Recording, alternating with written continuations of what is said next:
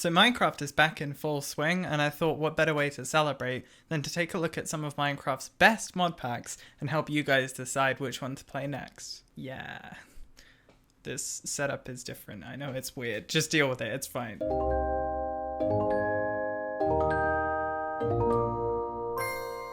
So I'm going to separate these packs into different categories, but to begin with, I want to give an honorable mention to 2 packs from the Technic launcher. The first pack that I'm going to talk about is obviously Technic Classic, because I just made a YouTube video about it and you can check it out up here. Just click the... No, it's fine. Technic Classic is an old school mod pack. If you want an in-depth look, check out my YouTube video, but just to quickly recap, it's a pretty easy pack. I'd recommend it if it's one of your first Minecraft mod packs because it doesn't have too many confusing mods. Everything's pretty straightforward. It has a pretty straightforward progression, but it can be quite fast and it does rely on your creativity more so than your ingenuity. You really have to restrict yourself from going into equivalent exchange too fast if you don't want to complete the pack in like 2 hours. But yeah, there's not an insane amount of stuff to do. I mean, you can make like a small factory, but compared to some of the other packs that we're going to look at, it's pretty bare bones. Vaults. Does anyone remember this pack? This is another older mod pack. Vaults includes Galactic Craft, which is a pretty cool old mod. I don't think it's updated to the most recent version of Minecraft, so this might be your best way of playing Galactic Craft if you want to. Basically, you build a rocket, like an actual literal rocket, and you go to the moon. It's pretty cool, but if you do go, make sure that you bring a spacesuit and oxygen, probably. That'll probably be a good idea. It's great for PvP with friends if you're playing on like a faction style server because it's got loads of different missiles and bombs that you can use. One of them sort of destroys the entire landscape, and then the other one makes this like black hole spinny thing. It's kind of like Gargantua from Interstellar.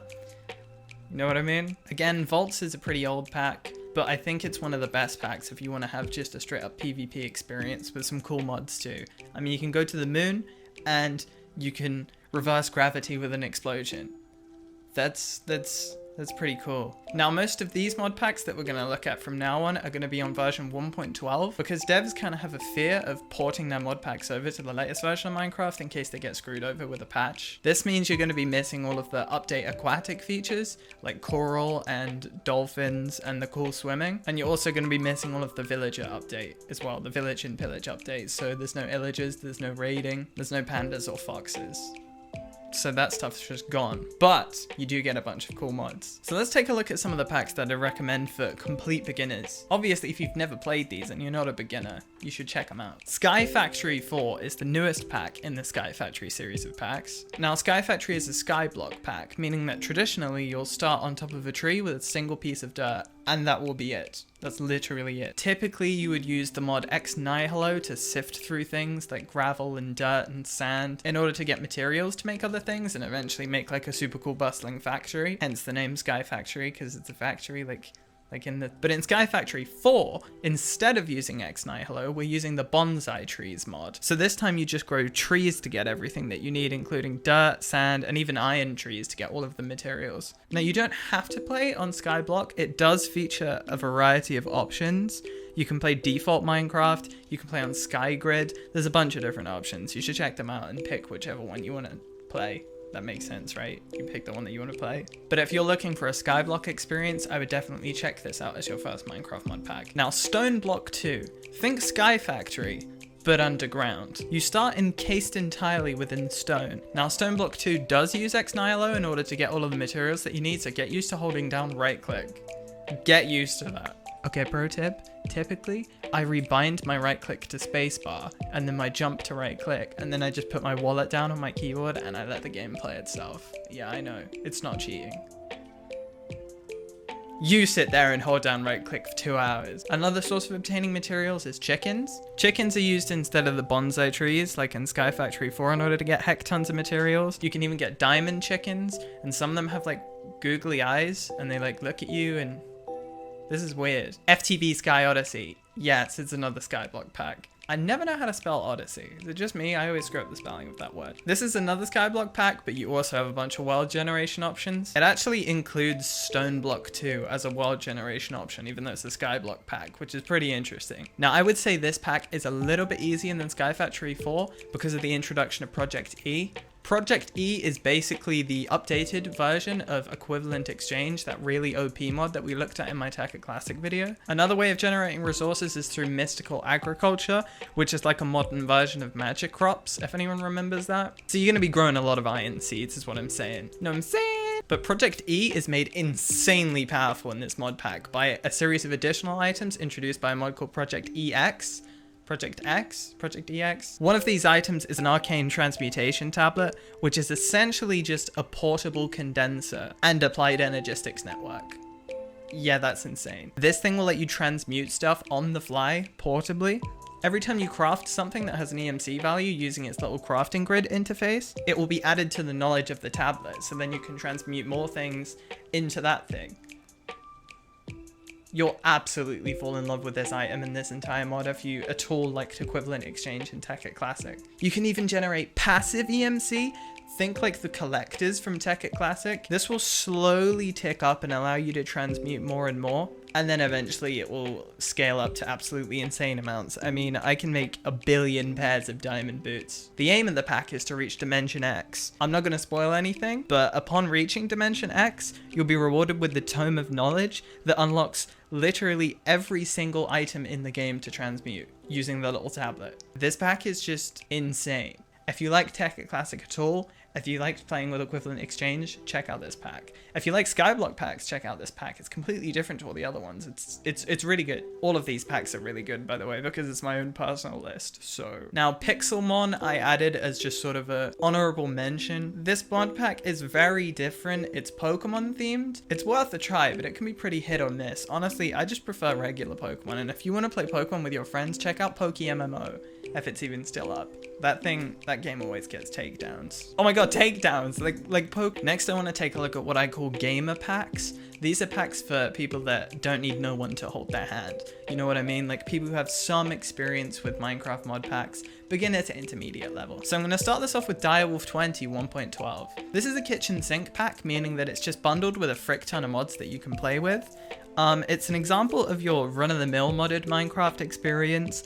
There's no Skyblock or Pokemon, it's just Minecraft with mods. It's a good place to start if you've never played modded Minecraft before and you want to start with a newer version of the Technic Classic. But I'd recommend either one for beginners. Direwolf 20, the guy behind the pack, actually has a Let's Play series on his YouTube channel, and he has a bunch of tutorials for pretty much every single mod in the mod pack. Now, All the Mods 3 is very similar, but the dev of the pack doesn't make Let's Play and tutorial videos on YouTube. So now the mods I would recommend you get into if you're looking to get into some harder Minecraft mods are Applied Energistics 2 and Psi. Applied Energistics 2 is sort of like a network system, and Psi is sort of like a magical thing with like guns and stuff. I'm not going to spoil anything, just try them out for yourself. These two mods are always fighting for my #1 favorite mod spot. I think Applied Energistics 2 might be one of the most powerful mods in Minecraft as a whole, but Psi is really, really fun. But if you're looking to get more into the magic side, that's like a spell, I'd recommend Thormcraft or Botania. Thormcraft is like your typical, you know,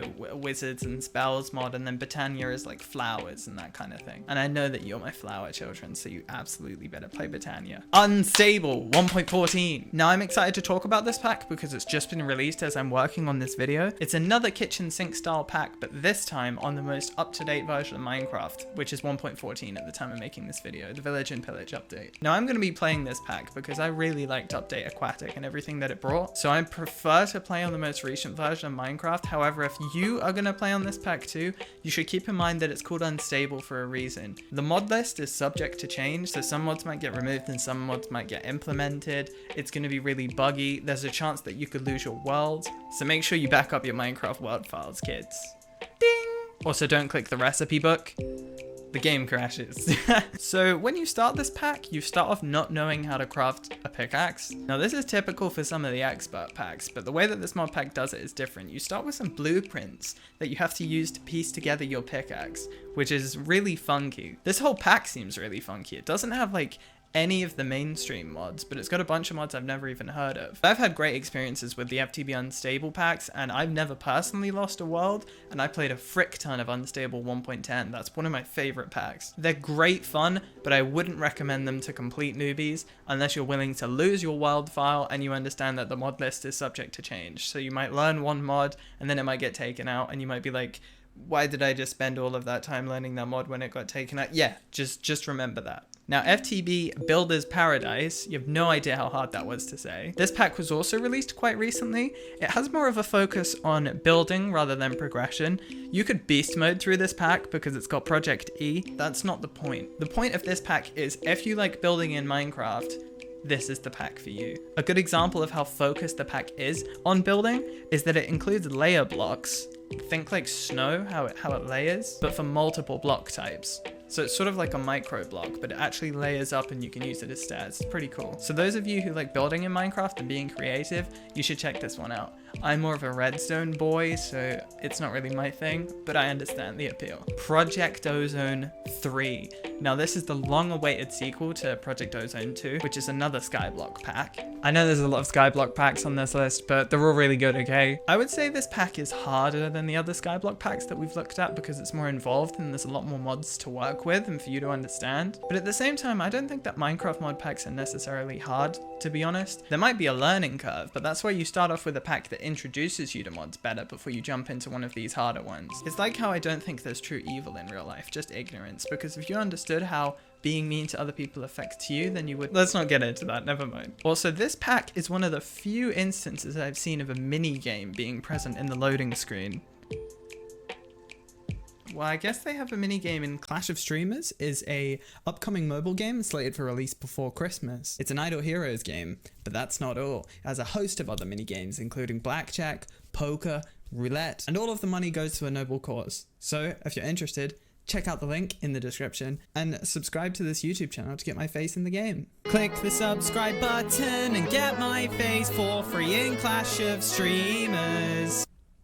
I don't know why you would want my face in the game, but you can totally do that. This pack follows a quest book, which is traditional for some of the bigger Minecraft mod packs, and it's going to help guide you through every single one of its 286 mods. Now, a staple of the Project Ozone series of mod packs is that sometime after their release, optional difficulty increases are added, namely Titan and Kappa mode. These overhaul the crafting recipes, the quest book, and the overall progression of the pack. Titan makes the game a lot harder, requiring a lot more materials for certain recipes, and then Kappa makes it a joke, which is why it's named Kappa after the Twitch emote. But I think that the normal version of this pack is a great place to start if you have beginner's experience with mods and you want to dive deep into some of the more intricate mods while having the safety of a skyblock, especially with the questing book guiding you through. Now, I started this video with Technic Classic, which is my third favorite mod pack of all time, and it's no coincidence that these next two packs that we're going to look at are the most difficult on the list and my most favorite. The next packs that we're going to look at are my number 2 and number 1 favorite Minecraft mod packs of all time. I like to call these the Athene tier packs because you really have to be the best to beat one of these. But I'm Athene.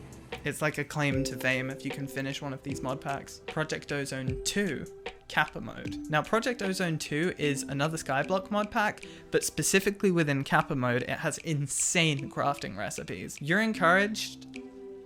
forced to automate literally everything you possibly can as you can. If you don't automate everything as you go, you will not have enough materials for the later quest chapters. It sounds daunting, but this can actually be a great way to learn mods because the quest book literally holds your hand through every single one of its mods and requires you to go through each one individually in order to progress. Just take things one mod at a time and automate things as you go and you'll have a great experience, I promise. I promise.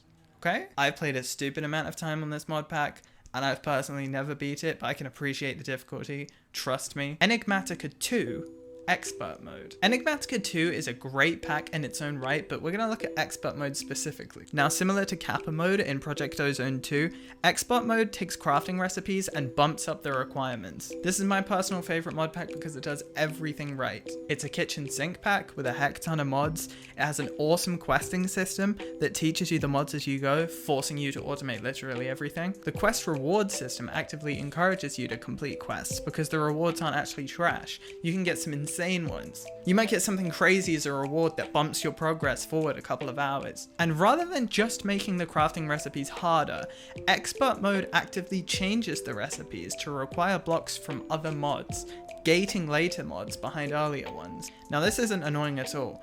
This is actually a great way of encouraging you to understand how each and every mod works and how it ties your overall sense of progression together. I've learned some mods entirely using the quest book and I never had to look anything up. That's saying something.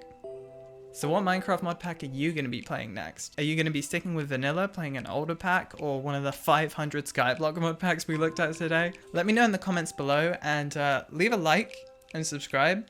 I dare you. Like, I actually dare you to do it. In fact, I'll give you a kiss. Well, I'm gonna go. Thanks for watching, guys. I hope this helps you decide what Minecraft mod pack to play next, or you just had some fun watching. Either way, I love you. And again, thanks for watching. See you in the next video.